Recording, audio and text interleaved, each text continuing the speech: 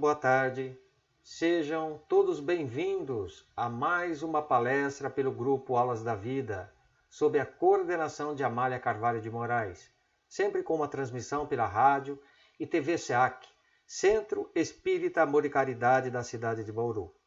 Desde já, receba então o nosso carinhoso e fraterno abraço, desejando a todos muita paz e harmonia em cada coração e em cada lar. Roguemos então a Deus e a Jesus que nos envolvam sempre sob a sua divina proteção e amor, inspirando-nos a trilharmos esperançosos e confiantes nos propósitos superiores do bem e da verdade. Bem, meus amigos, muito das vezes em nossa caminhada cristã, acabamos confundindo as ações e não sabemos perceber o real valor que está inserido em cada ato que praticamos. Jesus mesmo, ele sempre lidou com as críticas e distorções de vossos ensinamentos, daqueles que viam e veem e reclamam de tudo, mas não fazem nada para mudar, preferindo que manter as suas práticas com uma falsa sensação de espiritualidade. O Mestre e os seus discípulos eram, portanto, constantemente fiscalizados pelos fariseus que compunham ali o Sinédrio. Então, a questão, por exemplo, como temos dentro das narrativas bíblicas, o fato de guardar o sábado sempre constituiu uma tratativa criteriosa de imposição pelo judaísmo, de modo a acusar Jesus e seus seguidores de radicalizarem e profanarem a lei mosaica, onde mesmo iremos encontrar inúmeras narrativas no Evangelho, descrevendo então tais situações vividas pelo Mestre. No entanto, a intransigência dos fariseus e escribas era nítida sobre a proibição de se trabalhar aos sábados, sob pena de punições severas.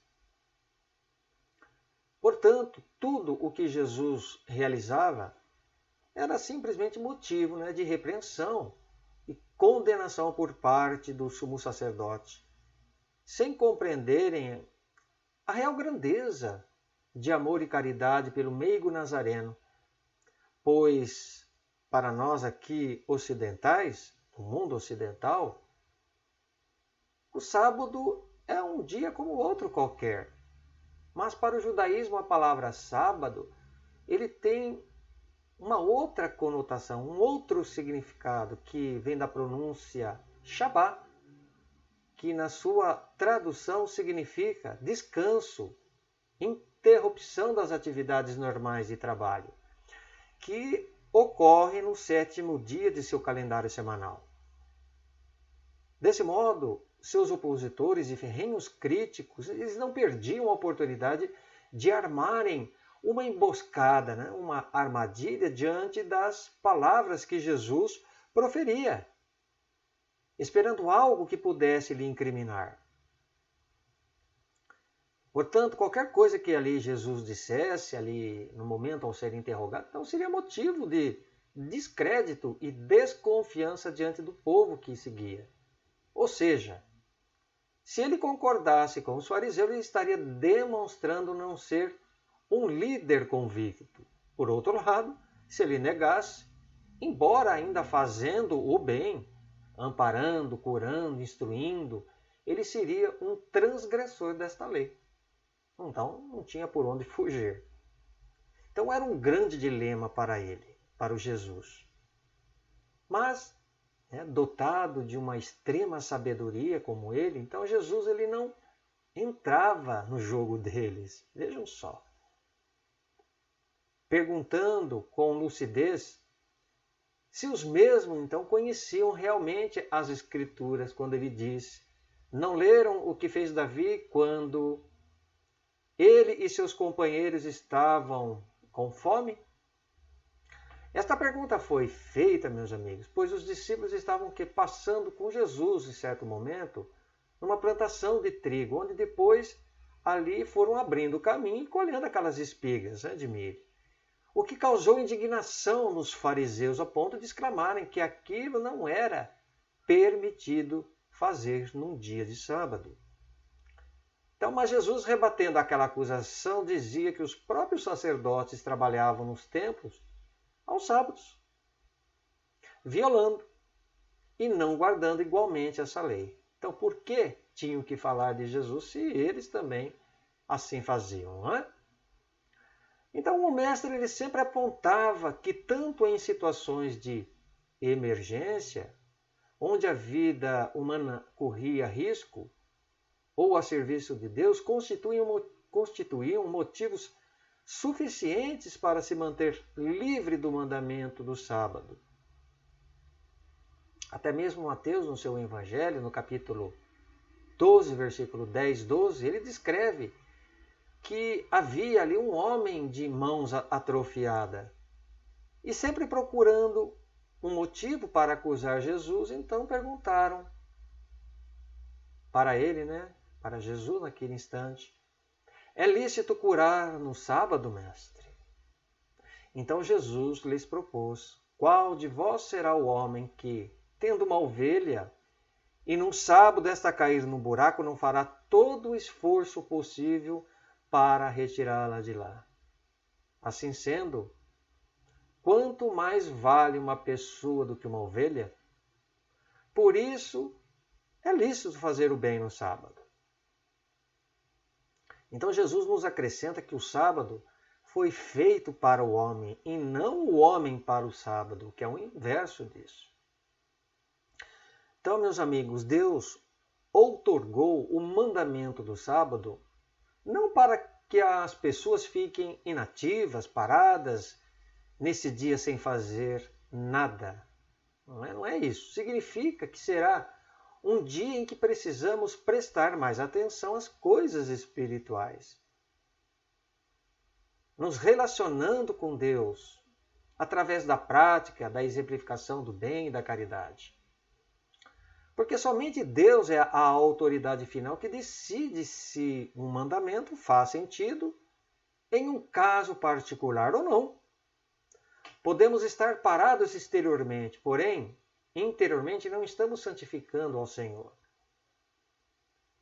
Até, lembrando o profeta Oséias, ele faz uma expressiva citação no Antigo Testamento, dizendo que misericórdia eu quero e não sacrifício. A temperança exterior não significa a morte do egoísmo no coração humano. Os maiores sacrifícios, né, são inúteis se o coração não estiver em Deus, sintonizado no Pai maior. A legitimidade sem amor pode se transformar no oposto do que Deus quer. O apóstolo Paulo afirma que não teria benefício algum de nossa parte, de todo conhecimento que pudéssemos absorver, ter o poder da fé e até entregar todas as suas posses, se faltasse a todos nós a essência do amor, a essência da caridade. Tem até essa passagem dentro do Evangelho, né, que Paulo ele menciona. Então Deus olha primeiro o quê? A nossa atitude. Pois as ações é o reflexo do que temos em nosso coração. Vejam, né? Porque daqui para frente, quando então criticarmos alguém, vamos parar para pensar se as ações dos outros estão realmente erradas ou se são apenas contrárias aos nossos hábitos, né, da forma como pensamos. Allan Kardec ele perguntou aos bons espíritos na questão 886 de O Livro dos Espíritos, que qual é o verdadeiro sentido da palavra caridade, como entendia Jesus. Mas antes, meus amigos, de darmos aqui a resposta dessa questão, vamos mais ao fim dar a resposta, eu faço aqui uma reflexão entre nós, perguntando, né? Quando nós falamos ou nos reportamos a palavra ou a expressão caridade, geralmente qual que é o primeiro pensamento que nos vem à mente? Eu faço essa pergunta a vocês que estão nos assistindo. Qual é? Pensar um pouco, quase sempre é o quê? A caridade. De estendermos a beneficência exclusivamente no sentido material. Isto, o quê? Auxiliando um irmão em desespero, em penúria, muitas vezes torturado pela fome, pelo frio, de forma a ofertar-lhe um prato de comida, de sopa, dando um copo de leite com pão, um cobertor, um agasalho, de outras vezes visitando num espaço carente, ou na periferia, enfim, há várias formas de ajudar materialmente através da caridade, de prestarmos essa misericórdia aos que necessitam. Agora vejamos, não que a caridade material ela deixe de ter o seu justo e real valor. Longe disso. Nós devemos sim atender às necessidades prementes do corpo, pois usar de misericórdia é estendermos o amparo do pão espiritual e físico. Até mesmo porque se dando aqui uma situação de que uma criança em que quiséssemos passar instrução, educação, sem que ela estivesse devidamente alimentada, ela não teria capacidade de raciocínio para absorver tudo aquilo que nós queremos passar-lhe como ensinamento. Não é?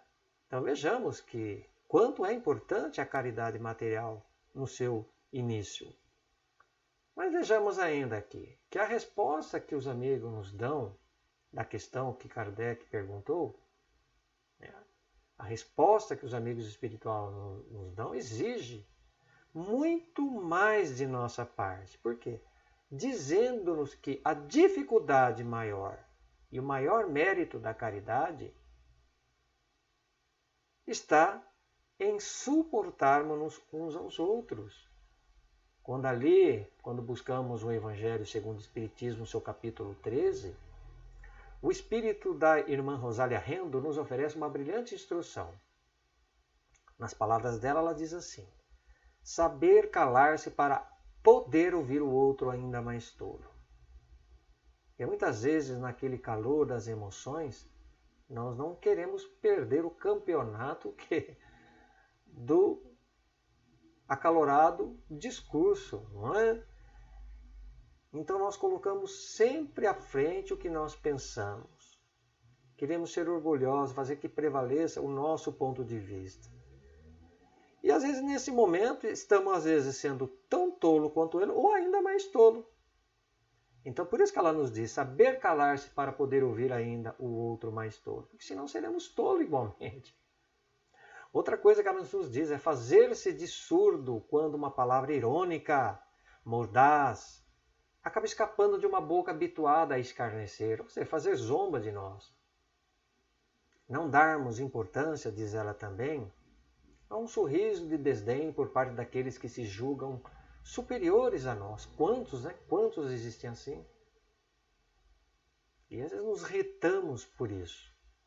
Mas fiquemos tranquilos, porque já como nos assegurou o Mestre de Nazaré, quando ali em Mateus, no capítulo 23, versículo 12, diz assim, que todo aquele que se eleva, lhe será rebaixado.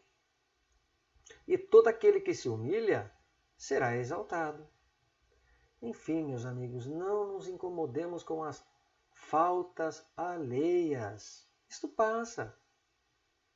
Isso então é, portanto, que tipo de caridade? Falamos da material.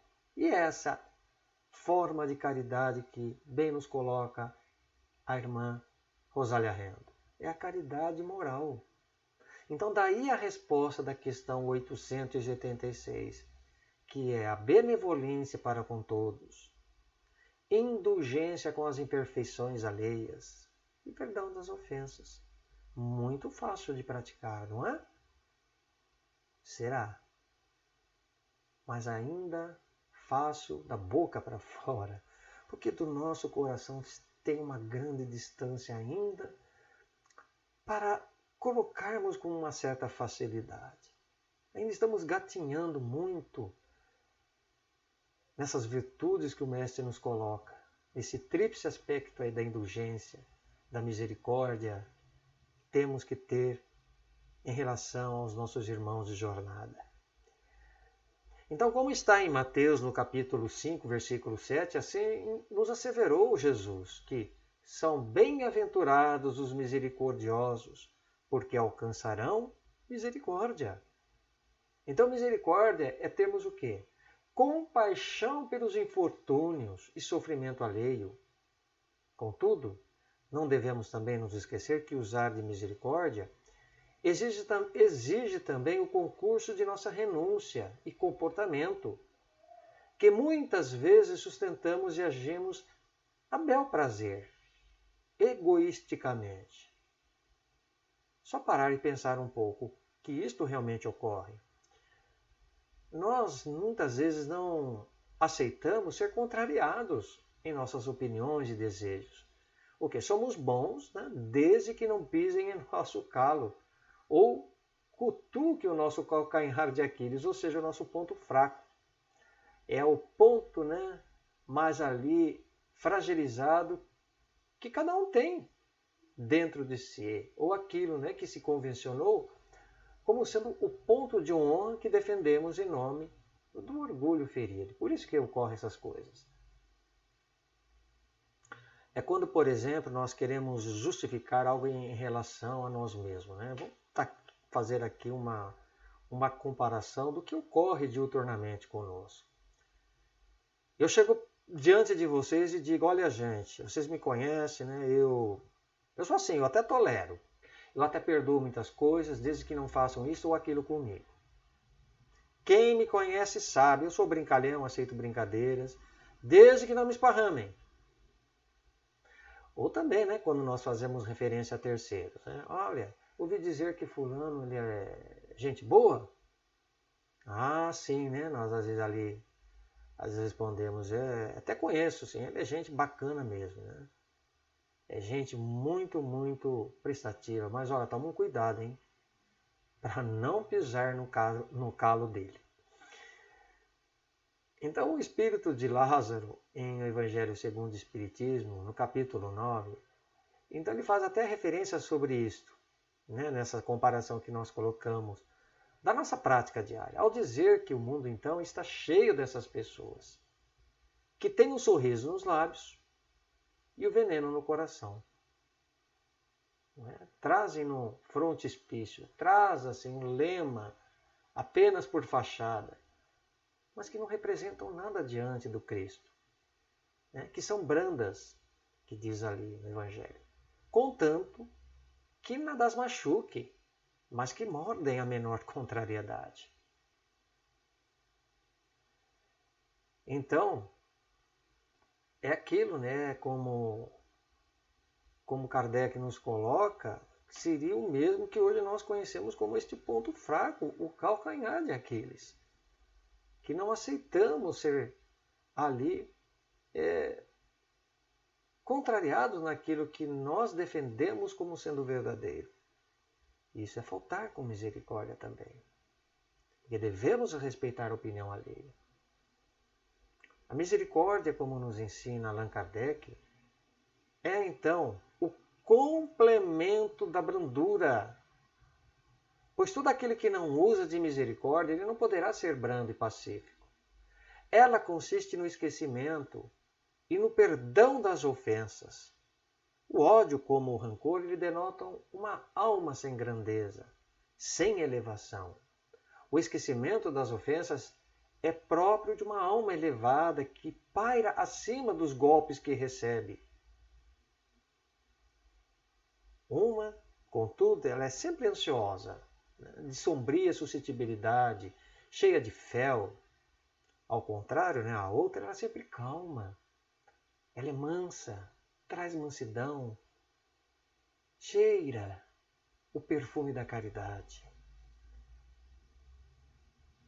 A indulgência, meus amigos, Ela não vê os defeitos de outrem, daqueles que estão ao nosso lado. Muitas vezes nos ferindo, nos ofendendo, falando mal muitas vezes, sem compreenderem a situação. Ou se os vê, né, evita falar deles, evita divulgá-los. Então, ao contrário, oculta-os, né? Ele esconde, a fim de que não se tornem conhecidos senão dela unicamente. Ou seja, que guarde para si o defeito de outrem. Não precisa ficar jogando aos quatro ventos o que ela é ou aquilo. Muitas vezes dizemos assim, você conhece? Você não sabe da missa um terço que essa pessoa faz. Então, não podemos expor os defeitos, é faltar com a caridade, com a misericórdia. A menos que seja para podermos direcionarmos a ela e auxiliá-la diretamente. Né? Então, se a malevolência os descobre, essas faltas, tem sempre pronta uma escusa para eles, escusa plausível, séria, não das que, com aparência de atenuar a falta, mas que a evidenciam com pérfida intenção. Então, são aquelas pessoas, né, que sempre com uma intenção malévola, pérfida, como diz, ali fazem um destaque para que os outros vejam como ela está vendo, jogando o defeito dela para que as outras a conheçam. Então vamos ter muito cuidado sobre essa situação que muitas vezes vivemos. Então, meus amigos, até nós vamos aqui reportar a um espírito protetor, né, que se chama José. Está ali no Evangelho segundo o Espiritismo, quando ele nos oferece ali uma importante instrução, dizendo que a indulgência, ela jamais se ocupa com os maus atos de outrem. Jamais se ocupa com os maus atos de outrem. É fácil? Não é. Mas é preciso exercício. É preciso o quê? Resistência, perseverança de cada um.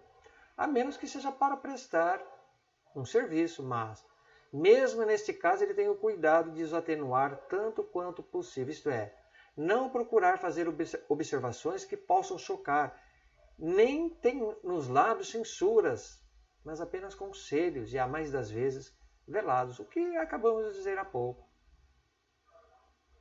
Então, se for para falar mal, fale de uma forma que não para denegrir, mas para auxiliar, construir e edificar. Podemos dizer que a indulgência, até mesmo, ela é irmã da misericórdia. Queremos colocar tudo na conta dos outros, afirmando que eles são os culpados, né? Sempre os culpados e errados.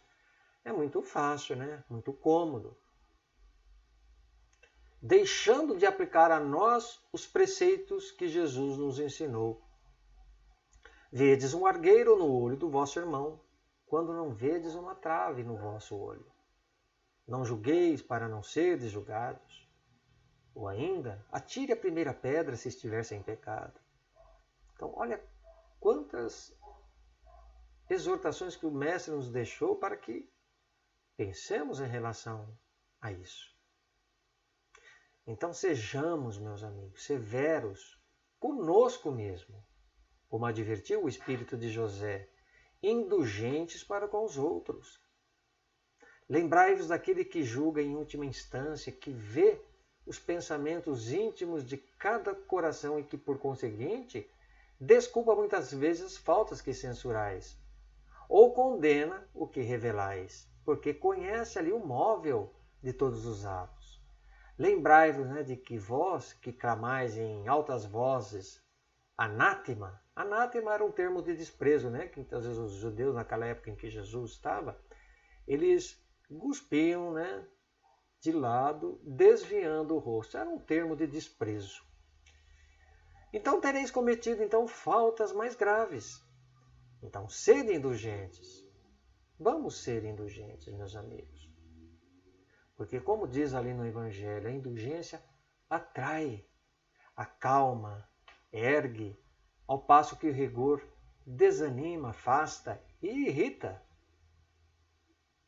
Agora, é natural que no dia a dia nós somos movidos por impulsos intempestivos sob o calor de nossas emoções, onde acabamos perdendo o equilíbrio da razão e do bom senso. Porque não somos perfeitos, não é?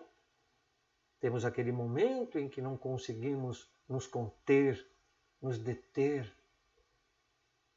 Mas se já estamos demonstrando algum sinal de reparação, é sinal de progresso, é bom. E aí acabamos nos deixando, como aqui diz, né? Nos dominar por esta ferocidade, por esta ira, por esta revolta de fazermos justiças com as próprias mãos. Até mesmo há uma história em que, certa vez, a polícia ela prendeu em flagrante um assaltante, muito conhecido pelos policiais ali da cidade. Nisto havia 2 homens assistindo a cena e comentavam entre eles, né? Bom, a solução é matar. Um homem desse não pode viver. Não tem jeito. Um pouquinho mais distante, onde eles estavam, 2 mães que também ali presenciavam o crime e, estando cada uma delas com um terço nas mãos, passaram então a rezar pelo criminoso, né, pedindo a sua conversão. Vejamos que ainda que o crime, meus amigos, a corrupção, a injustiça nos cause indignação e revolta, não nos é lícito, não nos é permitido pagar com a mesma moeda. A lei pertence a Deus, a justiça é de Deus. Os mandamentos de Deus nos ensinam a compaixão pelos nossos inimigos. Não significa, né, propriamente como até disse Jesus, que precisemos depositar uma extremada confiança por eles. Não é isso. Nem alimentar um terno e apaixonante sentimento como por um amigo ou um familiar. Mas sim o que é este amor por os inimigos? É não desejar retribuir o mal com o mal, a vingança com a vingança. Procurando entender pelo preceito de misericórdia que são também irmãos nossos, que apenas estão algemados e encarcerados pela ignorância espiritual, necessitados de tratamento para suas almas.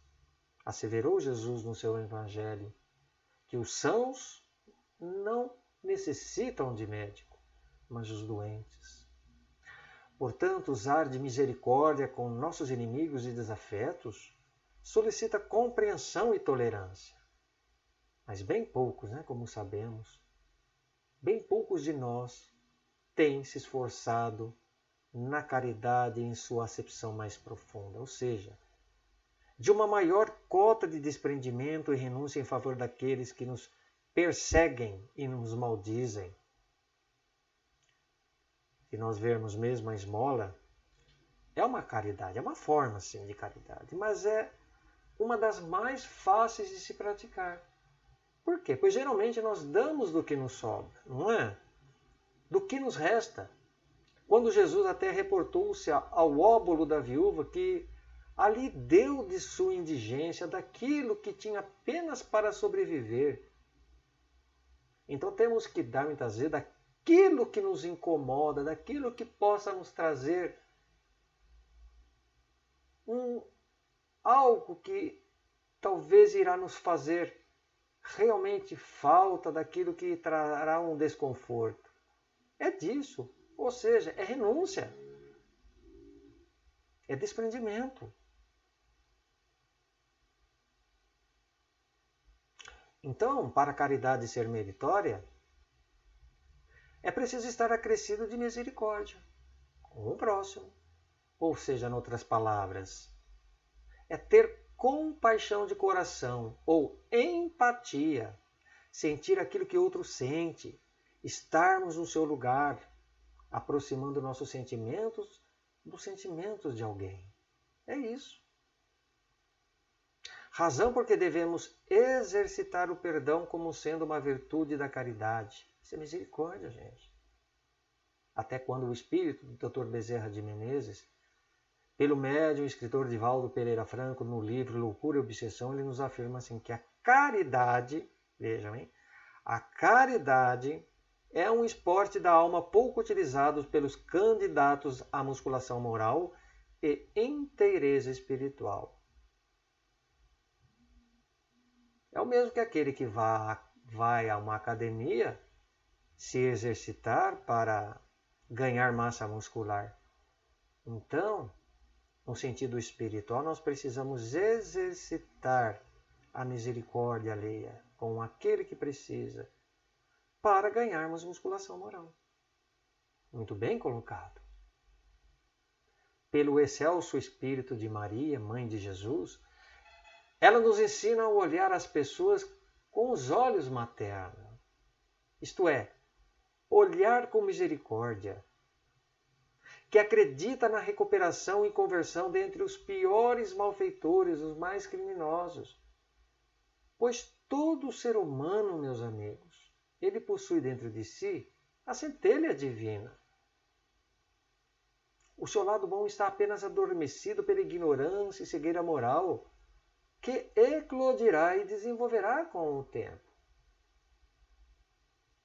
Ele não é um espírito encarnado deserdado do Pai.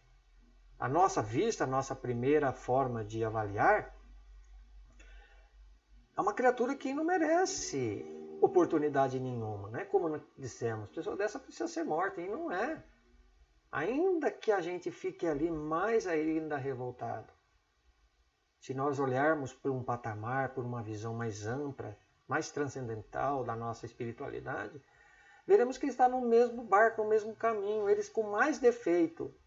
Apesar que temos o nosso, às vezes ele carregando talvez os crimes do homicídio, da viciação pelos tóxicos, ele tem uma carga maior.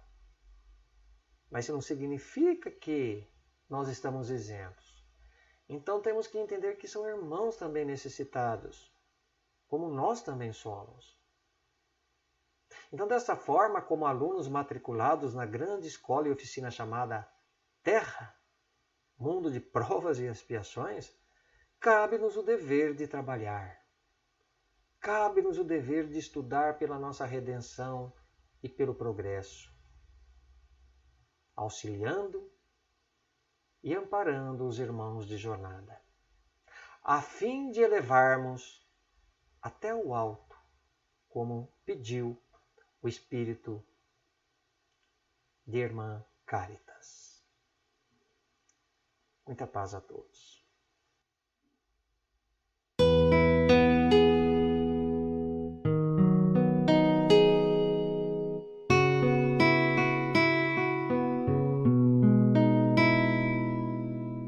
Prece de Cáritas. Deus, nosso Pai, que sois todo poder e bondade, dai força àquele que passa pela provação. Dai luz àquele que procura a verdade. Ponde no coração do homem a compaixão e a caridade. Deus, dai ao viajor a estrela guia, ao aflito a consolação, ao doente o repouso. Pai, dai ao culpado o arrependimento, ao espírito a verdade, à criança o guia e ao órfão o Pai. Senhor, que a vossa bondade se estenda sobre tudo o que criastes. Piedade, Senhor, para aquele que vos não conhece. Esperança para aquele que sofre. Que a vossa bondade permita aos Espíritos Consoladores derramarem por toda a parte a paz, a esperança e a fé. Deus, um raio de luz, uma centelha do vosso amor pode abrasar a terra. Deixai-nos beber nas fontes dessa bondade fecunda e infinita, e todas as lágrimas secarão, todas as dores se acalmarão. E um só coração, um só pensamento subirá até vós, como um grito de reconhecimento e de amor. Como Moisés sobre a montanha, nós vos esperamos com os braços abertos, ó poder, ó bondade, ó beleza, ó perfeição. E queremos de alguma sorte merecer a vossa divina misericórdia. Deus, dai-nos a força de ajudar o progresso, a fim de subirmos até vós.